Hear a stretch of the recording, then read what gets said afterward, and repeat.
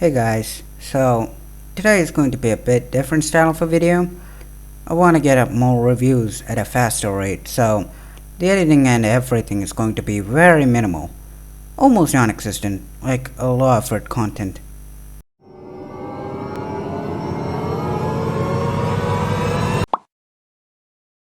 Why do I do this to myself?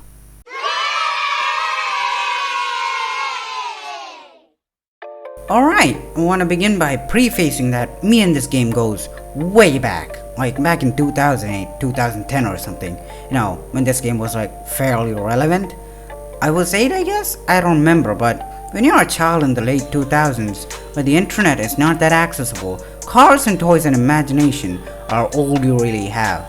A bit cringe now, but just roll with it. So when I saw that this game is the only thing that was on that old computer at my grandma's, I was obsessed. I mean, it had all the supercars in it, like the Lamborghinis and Bugattis. Actually, almost had all of them since there's no Bugattis. But you still get the idea. Back then, this game was like the Dark Souls of racing to me. I remember how sweaty I used to get out of some of these races. I mean, the rivalry between me and the Blacklists, which are the game's most notorious races by the way, was just insane. I mean, even now when I played it, I legit held a grudge against each of them. Like, the best I could defeat back then was Blacklist number 5, with number 15 being the first Blacklist and number 1 being the last Blacklist. I could not beat Blacklist number 4, who's called JV by the way. That dude beat me over and over and over again, and I'm probably traumatized by this dude and I would not even know it. He was that hard. Like, seriously, I bet you I'm not going to be able to beat him for this review. Like, never in my dreams. Never. Ever. Oh. What's that? I beat him? It was too easy? So, now that you know that little detail, let's begin with the story. The story begins with you racing a Blacklist named Razor.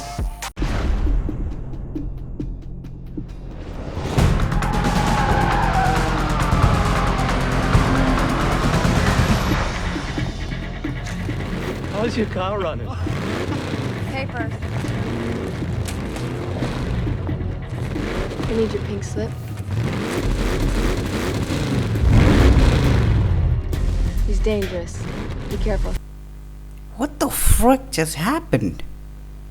Did he get possessed by a demon right there? Like, what the hell happened to you, man? Are you alright? Do you need help? We'll swap paint if he has to. First, I'm gonna take your ride, then I'm gonna take your girl. Get ready for that. Stay focused. He's rolling on a lot of power, so wait for him to shift first. That smile definitely is not a good look. She just looks like Pennywise from It. I'm not gonna lie about it.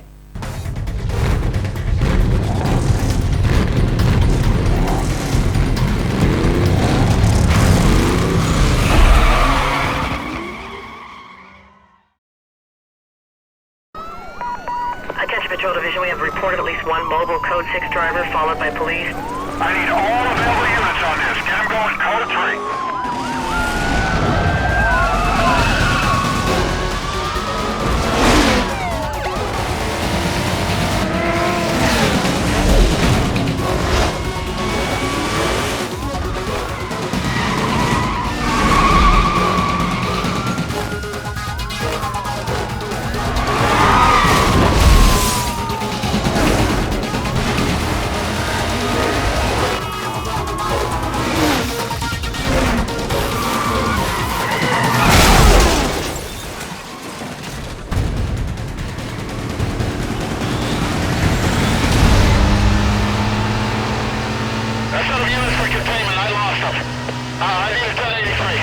Remaining units, be advised, vehicle west BCB. Squadron should be set up in the surrounding area.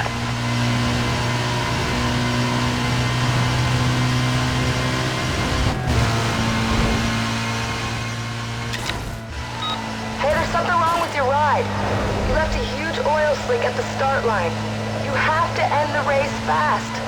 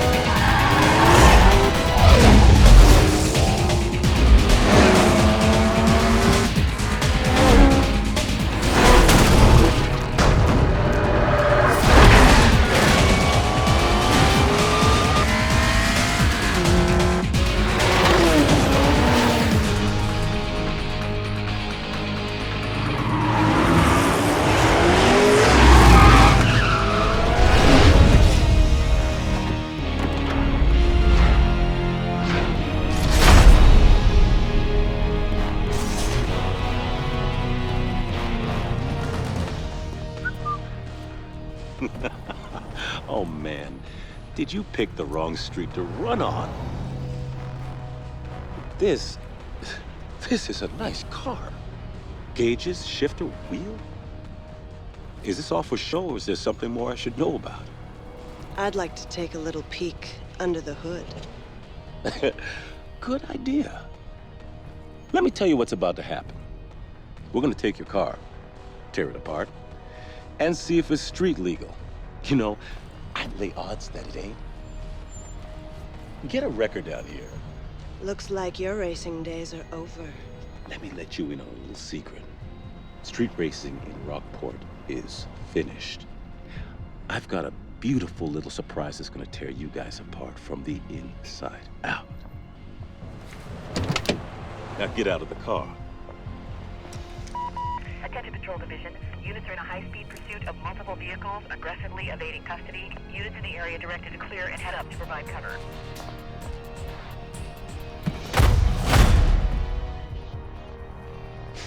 Next time, you won't be so lucky. I like how he opened the door and was basically about to arrest the most notorious racer and then just decided not to because there's apparently some pettier cop chasers around. Yeah, bro. Yeah, nice logic. Just no wonder you're this incompetent.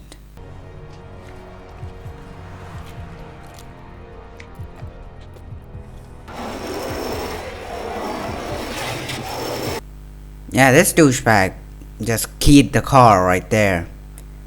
That beautiful paint just gone. Like, this is one of the top 10 most cringiest scenes out there. Like, he just keyed that beautiful car, man. Like, what the frick is wrong with you?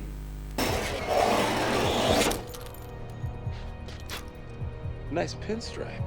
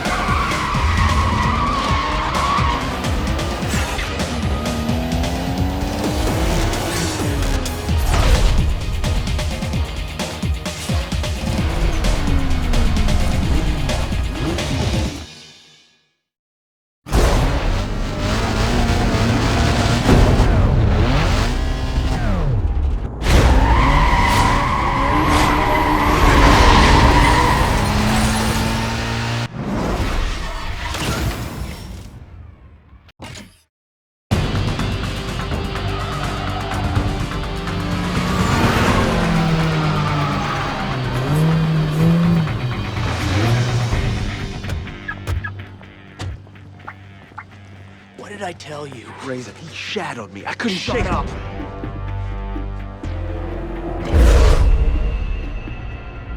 Another bolt-on Wonder Boy looking to get smoked.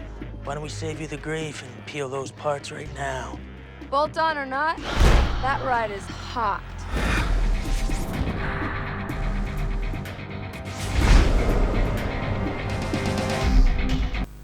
You know, I'm all for the cheese and all. Like, it's whole stuff, so there's gonna be cheese and all. But, my god, have I reached the break point here. Like, what the frick did she just say? Like, that's hot? My god. How did 2005 think this is what is cool, this is what is sick, you know? I don't understand. Like, why? Just why? I'm sorry I'm putting you through this, by the way. Like, this is just important, alright? Just hold on.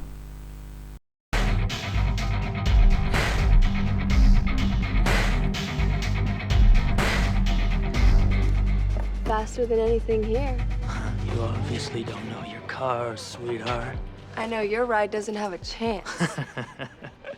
My 60-footer, quarter mile, whatever you want to throw on the table, smokes anything here, including this pump gas kit car.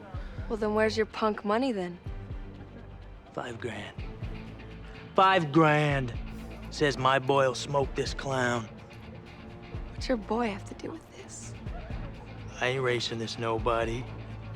And I ain't taking orders from some chick who just rolled onto the scene. Yeah. This here is the number 15 guy on the Blacklist. You got a lot of rep to earn before you get to run with him. Thanks for the updates. Are we doing this or what? I got it.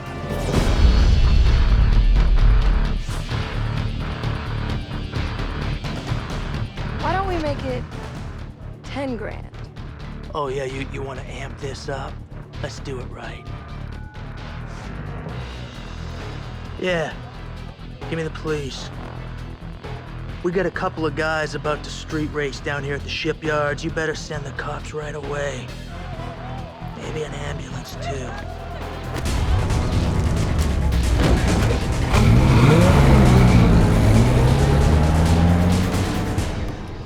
When he's through with you, I never want to see your face again.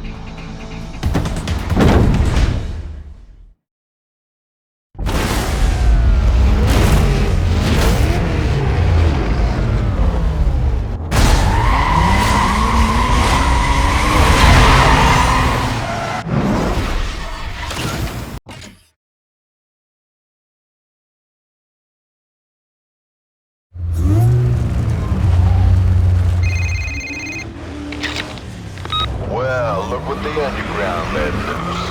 Let's see how good you do in the daylight.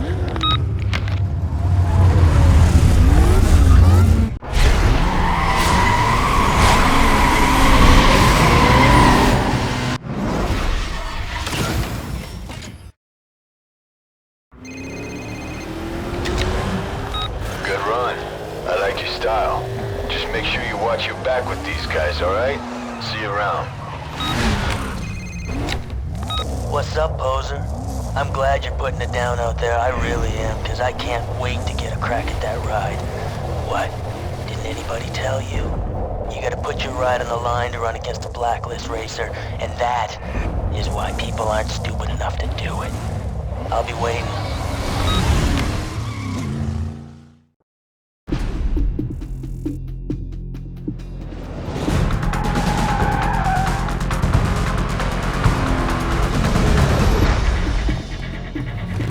How's your car running? Paper.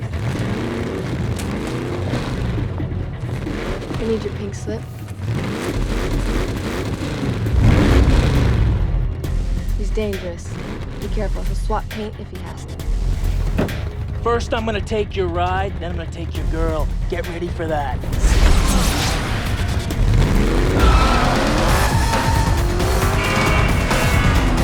Hey, stay focused. He's rolling on a lot of power, so wait for him to shift first.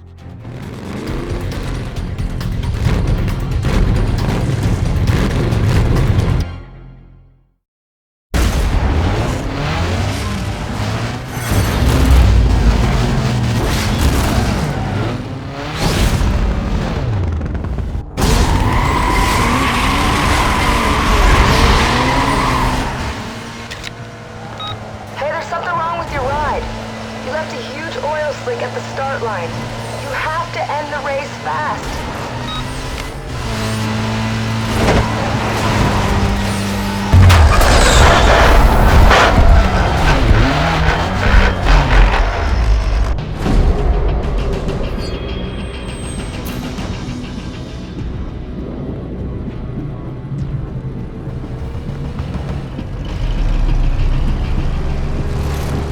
Thank you for the ride.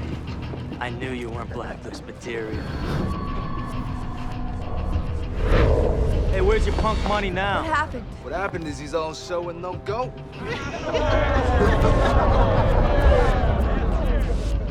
She's mine now. And I'm gonna ride her like you never could. Hard and flat. Hey, Mia. Sweetheart. The winner's circle's over here.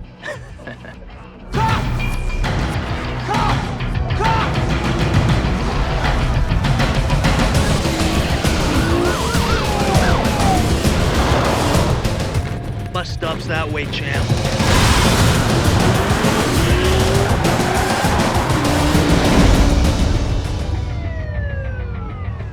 The UC thought you were the one. but you're mine now.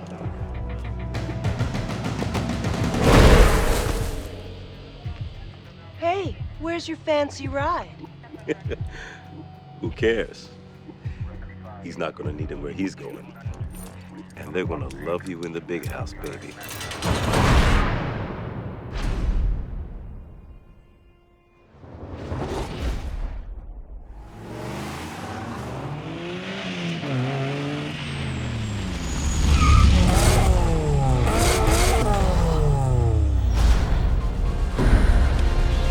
Get in.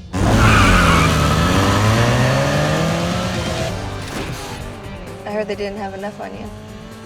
Guess it's hard to nail you for street racing when you don't have a ride. Razor set you up. He messed with your car. Gets worse. He's #1 on the blacklist, and he used your ride to get there. To get back in, you have to become notorious, win races, and build up your bounty. I've hooked you up with a place to lay low in, but first, you gotta get yourself a new ride. Hey Ed, it's Mia. I got a friend coming by. Do me a favor, hook him up? Thanks. I owe you one.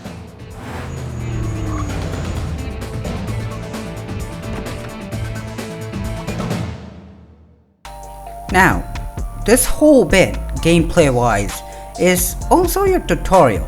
It introduces you to cop chases, races, and other gameplay stuff. Just wanted to note that. But story-wise, Razor messed with your car. You end up losing your car to him and you're back to square one. Then you start working your way up the blacklist and beat Razor again to take back your car. I mean, the story is cheesy and all, but I feel like it is very grounded and simple and you can easily get into it, especially if you're an 8-year-old who has this never-ending grudge against everything. That said, let's talk about the gameplay. So, you spend most of your time climbing the blacklist, beginning from blacklist number 15 all the way to blacklist number 1, Razor. The way you challenge a blacklist is by building notoriety by doing races with other racers, completing milestones, and building a bounty with the cops. You know, super cool racer stuff. You'll be given a list of races and milestones, but you don't have to do all of them to challenge the blacklist. Once you do enough of those, your contact named Roger will contact you by saying that the blacklist is basically ready to race you. You race the blacklist, beat him, and work towards challenging the next blacklist on the list. That is your general gameplay loop. Now, if we were to talk about the races in detail, there are 6 types of races: sprint race, speed trap race, toll booth race, drag race, circuit race, and lap knockout race. Sprint race is exactly what it sounds like. You race other racers, and whoever reaches the finish line first wins. Speed trap race is like sprint race, but instead of finishing first, you have various points on the racetrack that records your speed at that point, called speed traps. The recorded speeds are added up, and at the finish line, whoever has the highest speed wins. Does not matter who arrives first or second, although if you're super late after someone crossed the finish line, your built-up speed will be reduced by some amount. Toll booth race is like sprint race, but you have multiple toll booths, or multiple checkpoints, that you have to reach before the time runs out.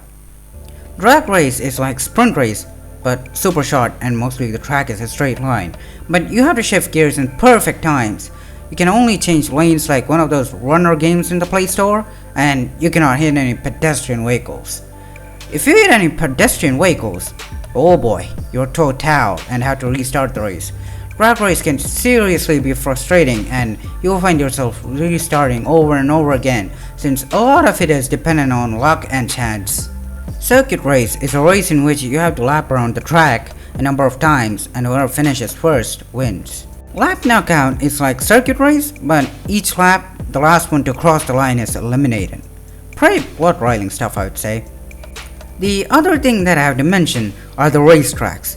The racetracks personally are the best here than any other Need for Speed games that I have ever seen / played, except for just one aspect. The racetracks has this tendency to feature sharp turns that you almost never can avoid crashing into, even if you see it coming miles away. The worst instance of this is Blacklist number 9, Earl. His racetracks just feature these sharp turns one after another, So when you race him, you have to accelerate and immediately slow down and crash, then turn, accelerate and do it all over again. Now, this in itself is not that much of a problem, but when Earl's car does not have this problem and turns easily with high speed, it's not that fair. I mean, the first time I challenged him, I thought his car was tuned to maintain high speed while being able to handle very well. So you can imagine my disappointment when I found out that this was not the case when I took his car after beating him. Apart from this minor grudge, the racetracks are super fun. I don't exactly know what it is about them, but it might be the fact that the open world is designed in a way that you can traverse a single section of the map many times in multiple different ways. It is genuinely fun to discover a section of a track, race in it, find more efficient ways to cover them, only to encounter them in one of the later races and use all of what you have learned to use to your advantage. So yeah, the tracks are definitely one of a kind and pretty memorable even after all these years. At the end of the day, the races are all really solid. Personally, apart from drag races, I found myself jumping back into them immediately one after another. Now if we were to talk about the milestones, milestones are a set of challenges that you have to do while you are either in a cop chase or challenges that builds your bounty with the cops. If you don't know what bounty means, it basically is a currency that measures how much trouble you are in with the cops. Anyways, some examples of milestones is getting into a cop chase and evading it before a certain amount of time or after a certain amount of time, dodging a certain amount of roadblocks or pin strips, or hitting a certain high speed in front of a speed trap, etc. They are pretty fun at the end of the day and is one of the best ways to build a large amount of bounty. Since I mentioned the cop chase, might as well talk about them. This is one of the main selling point of this game. You can encounter cop chases either through the safe house menus or, just cause trouble in the open world, which is how the real racers do it. But you do you. But anyways, once you're in a cop chase, you better know what you're doing, cause they can be brutal and aggressive. The way the cop system works is that you have various levels of heat on your car. You build up your heat by being in a chase and causing trouble. Once the heat reaches a certain level, the condition level of the cop chase changes to a much more difficult one. Overall, there are a total of 6 conditions, with 6 being the final and last chase in the whole story. I don't think you can encounter them just in the open world, but each level is brutal, so if you accidentally get into a cop chase, you better evade it when it's in condition 1 or 2, since from 3 onwards, it's relentless. Condition 1 features these old cars, I don't know what they're called, but they're not that hard to evade. Condition level 2 features the same car, except it's completely black? And cop units can use roadblocks. Now condition level 3 is where it's at. You'll find it legit hard to catch a break. They feature Pontiac GTO, which are as heavy as the Mustang GT outside. So even if they look like they can be thrown off with high speed, you cannot. They will legit box you in if you try. Says that, condition level 3 features roadblocks and even worse, rhinos, which are these heavy duty SUVs that will come your opposite direction and ram you in order to throw your speed off.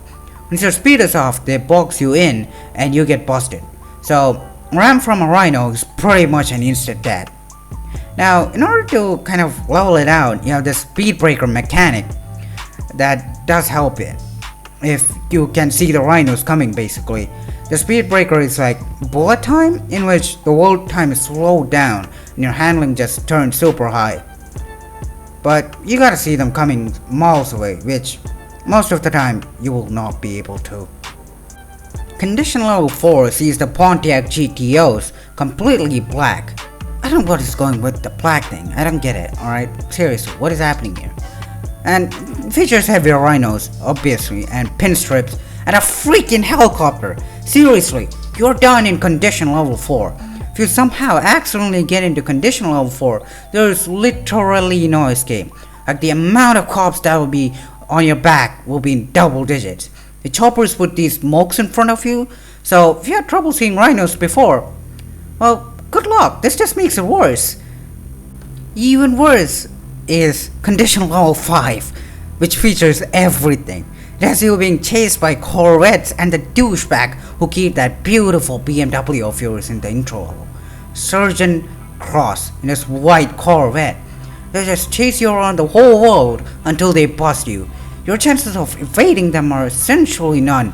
They use every single tactic, from roadblocks, pinstrips, freaking helicopter, SUVs, whatever, to bust you. Now, if you get busted, this little cutscene plays of you getting busted by the cops.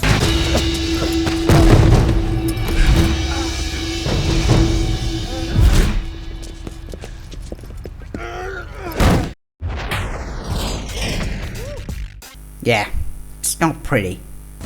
There are other cutscenes too that can play here, but once this plays, you are supposed to pay for the damages and you receive an impound strike on your car. Man, seriously though, I gotta pay for this? As if rent was not expensive enough. Now, if you get 3 impound strikes on your car, it will be impounded, just basically gone, taken away from you. But you can skip getting impounded by using the get out of jail free marker that you can get by beating a blacklist. Now, I'm going to be honest, some of those getting arrested cutscenes were scaring me back in the day. Especially the one where the female cop cuffs the guy and slams his head on the rear of the car. I mean, the poor dude's face must have lost that last 5 pixels he had on his face now. So yeah, overall the cop chase system is one of the best systems this game has. And I have yet to come across a game that matches the aggressiveness and brutality this game has. So, considering the brutality of the cop chase, while they are fun and all, it is extremely time consuming. So that is why I did use a trainer and hacked the amount of bounty I had to 9 digits. Look, I get that the police chase is part of the experience and my review will be discredited if I were to take away from the experience and all that.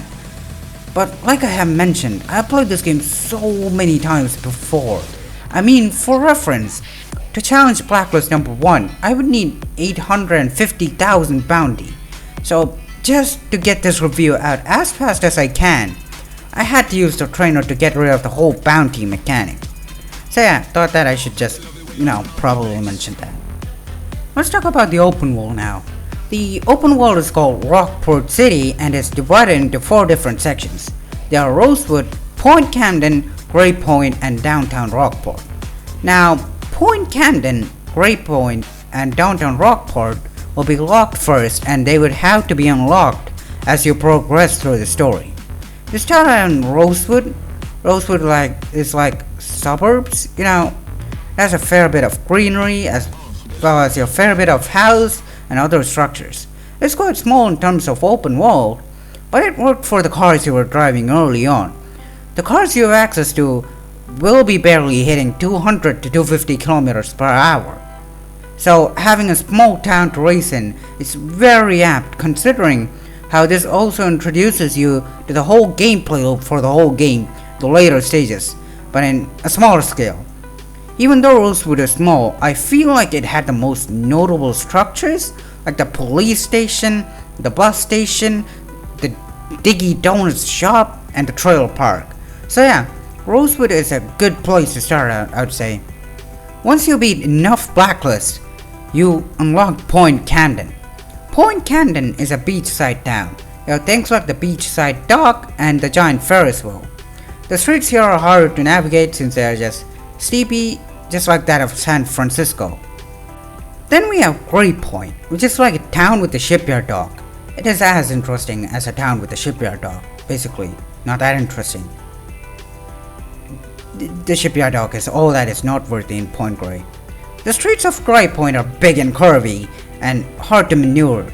In my experience, Grey Point is the least interesting to me and I found myself spending not much time there. Finally, we have downtown Rockport, your urban city. This is the last area you unlock and you spend the majority of your endgame here. In terms of key structures, don't remember much. I have not really explored Rockport because I was well into the endgame by then. So I was just full on racing But at the end of the day though, my favorite place was downtown Rockport. Just because I liked its backdrop and also the fact that being at downtown Rockport directly means you have a lot of progression. The open world, by today's standard, is not that populated. I mean, there's not a single person in this world walking in the streets. The world is just populated by cars and trucks. There's not much to see around and kinda looks like the world of Disney's Cars, where there's only cars and trucks around and not a single human. I don't know why they decided that in the game. There's not going to be any pedestrians walking. Maybe it might be because it was 2005 and we did not have the technical power to have pedestrians. But then again, Midtown Madness had pedestrians walking around too. So, I don't know. At least the lack of things to see as you progress does make sense though.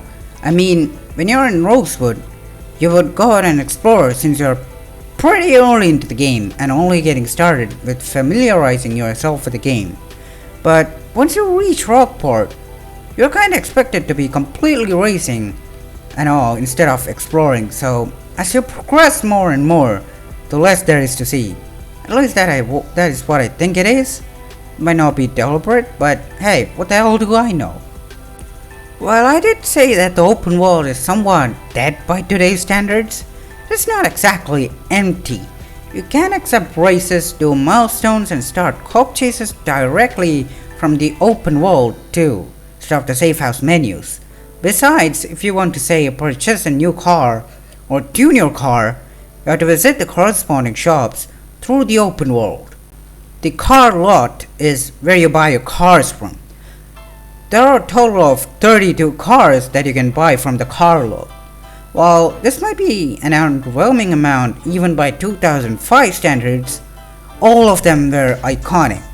Apart from the iconic BMW M3 GTI itself, the Toyota Supra, Mitsubishi Lancer Evolution, the Mazda RX-8, the Corvettes, and hell, my introduction to Mustangs were all in this game. I mean, I'd say apart from maybe one or two of them, all of them are well-known sports cars by now. I mean, EA, yeah, the same freaking EA, licensed all these cars and got their real engine sounds into the game. Like, have you heard what the Ford's GT sounds like?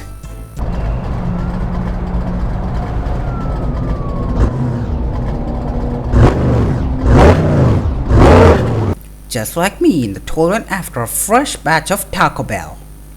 After you buy your car, you can't just take it to a race now, can you? You have to tune it. That is why you will need to visit the car shop. The car shop is where you tune your cars. You can do all sorts of tuning in here. You can change the parts of the car, like the body kits, the spoilers, or your tire rims. You can also upgrade your performance of the car, like the nitrous, the brakes, the suspension, and things of that like. And of course, you can change the visuals of your cars, like the paint, the car designs, the tire rim color, etc. Now, I did hear this is not that much compared to Need for Speed Underground 2, where you can tune your car's stats like speed by measuring it and calibrate it to the performance of your choice, like the real mechanics do. But I feel like whatever in here is enough to suffice for the most wanted title, since it is more about the street racing and the cop chases than the tuner culture itself. Besides, there's a performance tuning menu that can be accessed if you pause the game. I personally have not messed around with it, but the game did tell me it was there, so guess overall the tuning, what they have provided here, is pretty good. The last thing to talk about the open world are the pedestrians themselves.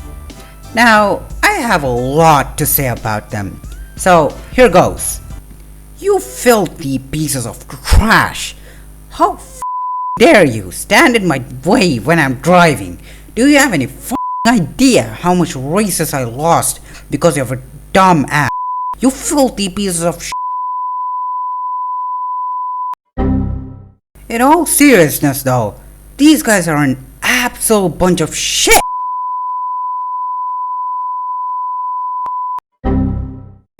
Alright, I'm done. So, to conclude that, these guys always manage to find a way to screw you over. I mean, here's an actual reenactment of how one of them reacts when they hear supercars coming their way at 5,000 kilometers per hour. Oh, what's that, Jimmy? Racers on my right lane. Well, golly gee, I better switch to that lane because I have no f***ing brain and I'm a dumb f***. Alright, I swear I'm done. I'll stop swearing before I get my video taken down for terrorism. But all of that was to say that these guys have like almost no AI. Like, I can be a better AI than them. I mean, even in GTA San Andreas, which came out in 2004 by the way, the pedestrian vehicles knew how to get out of the way if they get hit once. But nope, these guys just stay there all day long once they get hit by another racer. So if anything from a video game has to go to hell, then it is going to be these sad excuses for waste of computer memory space. Overall, while the open world might be underwhelming for today's standard, this was enough to sell the street racer fantasy to everyone back in 2005.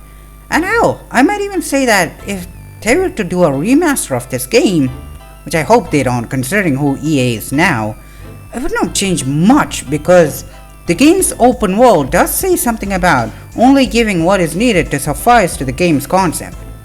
I mean, when today's open world games are all vast and we have things like collecting millions of golden poop around in just one of them, I feel like this felt very refreshing and very respectful of the player's time.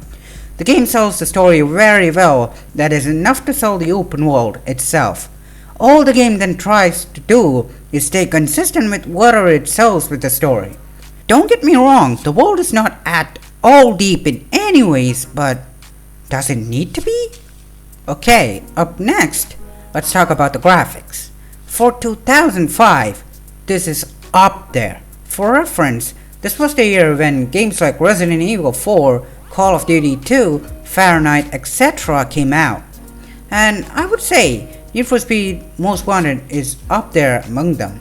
While it looks good overall, even now, we all have to agree that most of it is carried out by that sepia tone filter and that distinct bright light that gives the whole industrial feel to the game. It is bizarre to me now that this whole game graphically is carried out by just these two things, which are technically not that complex, especially when you have more complex things like anti-aliasing, ray tracing, etc. now. But I have to give credit to this game because this was the same time when games decided to have brown filters to add realism, supposedly.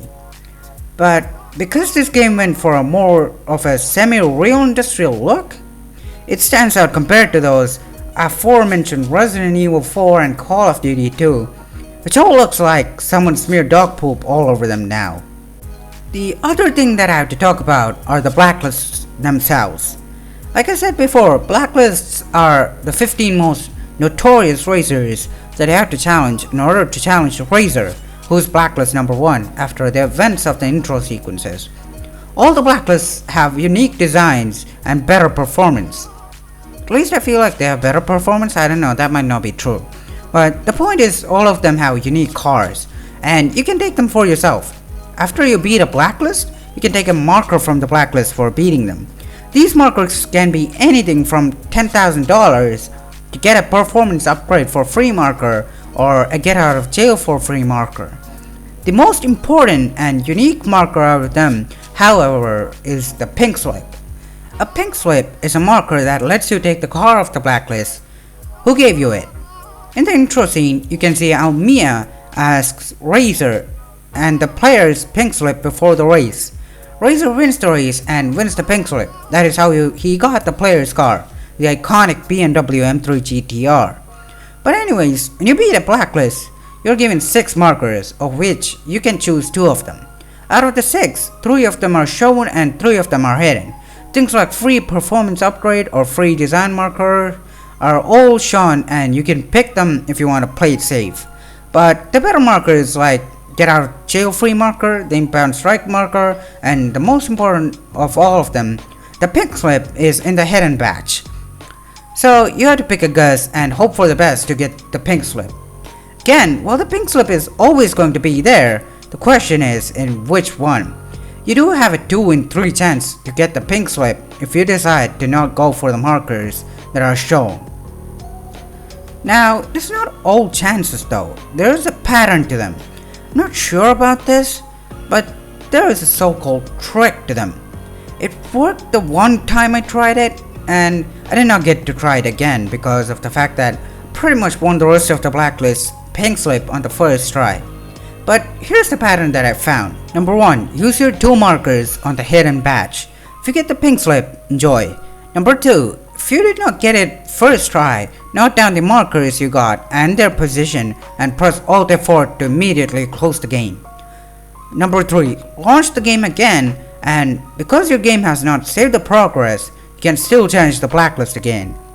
Number 4, beat the blacklist again, and when the marker screen pops up, use your first marker on one of the hidden batch. Number 6, compare the position of the marker you got to that of the position of the same marker in when you tried the first time. So if in your first try you chose the middle marker and got the impound strike marker, note that down as middle equals impound strike marker. Then on your second try, if you get that same impound strike marker in the left marker position, then note left equals impound strike marker. That way you get the reference. Once you have the reference, check the position of the pink slip to that of the reference marker the first try. The pink slip will be that relative position in the second try. So if you got the pink slip in the left position in the first try, then the pink slip will be in the right marker position in the second try. Again, this is not guaranteed as I have not confirmed it. Try it out for yourself, and if it works, good for you. I did try my best to explain it, and if for some reason you have this game and you still play it now, hope my explanation along with the video helps you understand it. I swear I did try to explain it to my best ability. Now, going back to Blacklists.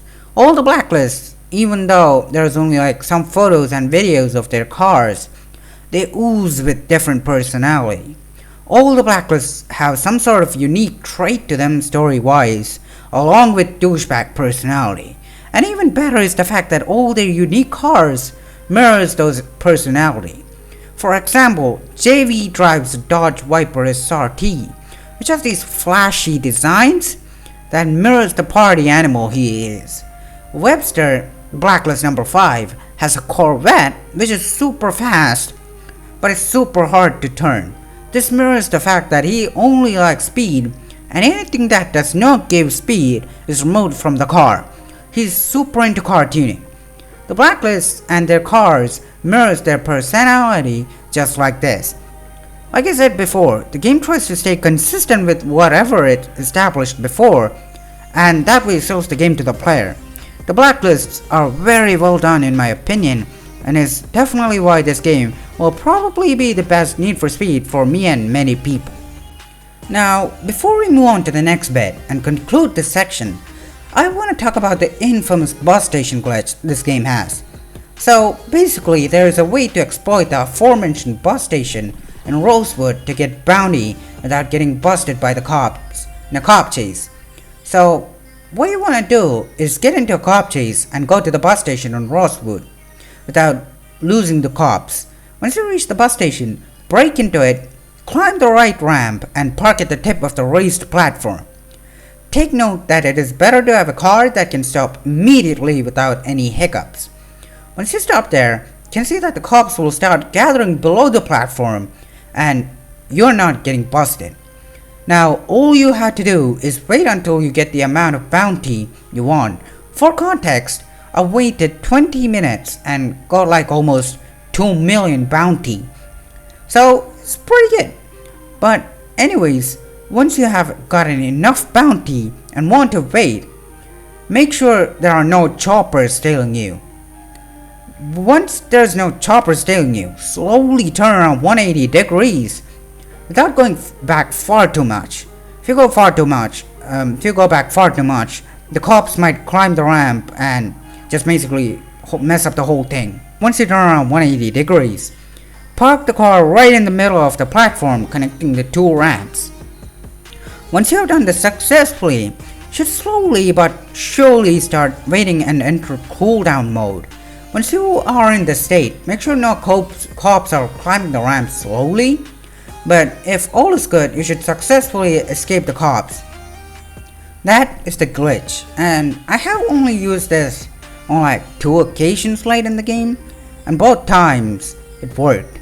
If you think that I should not have done this in my review run, I would like to argue otherwise. If the game provides it in a single player game, of course, can bet that I'm going to exploit it. It's the game's fault for not considering the player's moves, and I see no fault in using the game however I want. In this particular instance, this did not take away from my experience, as I had to do the real chase on multiple occasions, and I did have to wait them as you are usually expected to. The next and final thing that I have to talk about before the conclusion of this review are obviously the soundtracks. Now, sadly, I cannot use any of the game's soundtrack as background music, as they are not specifically made for this game. EA had to license them to use them for the game. That means I cannot play them without getting a copyright claim.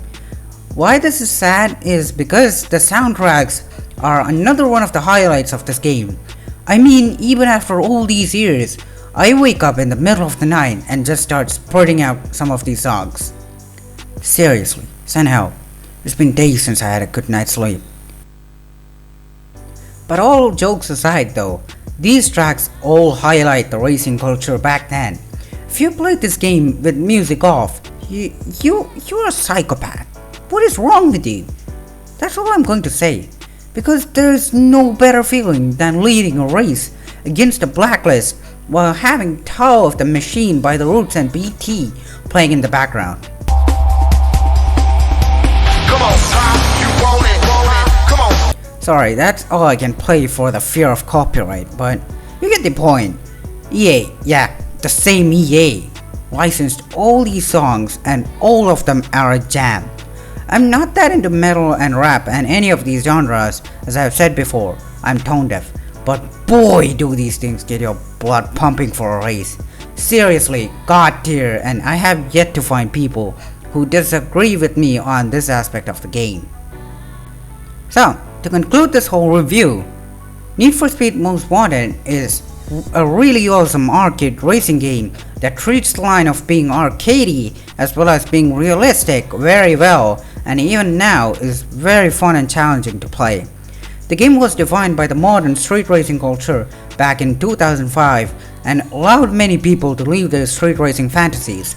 It has also helped the racing genre develop more, and its influence can still be seen in modern video games.